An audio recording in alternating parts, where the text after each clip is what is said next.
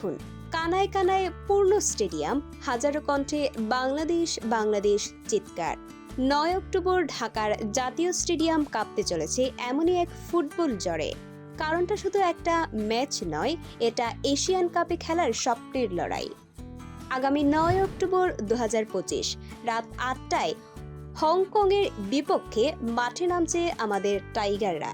এই একই ম্যাচই ঠিক করে দিতে পারে গ্রুপ সিতে আমাদের ভাগ্য। পরিসংখ্যান বলেছে কাজটা সহজ নয়। গ্রুপে আমরা আছি তৃতীয় স্থানে।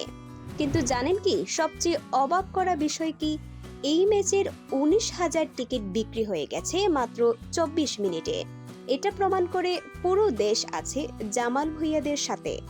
হংকং শক্তিশালী প্রতিপক্ষ, কিন্তু স্প্যানিশ হোচ হ্যাভিংয়ের ক্যাব্রেরার ছোঁয়ায় বদলে যাওয়া এক নতুন বাংলাদেশ মাঠে নামবে নিজেদের সবকিছু উজাড় করে দিতে। যাদের হাতে টিকিট তারা হবেন আমাদের দ্বাদশ খেলোয়াড়, আর যারা টিকিট পাননি তারা টিভি পর্দার সামনে থেকেই পাঠাবেন শুভকামনা। 9 অক্টোবর চলুন সবাই মিলে গর্জে উঠি, কারণ এই লড়াইটা শুধু 11 জনের নয়, এই লড়াই 16 কোটি মানুষের। বাংলাদেশ। এই ধরনের স্পোর্টস রিলেটেড গুরুত্বপূর্ণ আপডেট খবর পেতে আমাদের সঙ্গে থাকুন।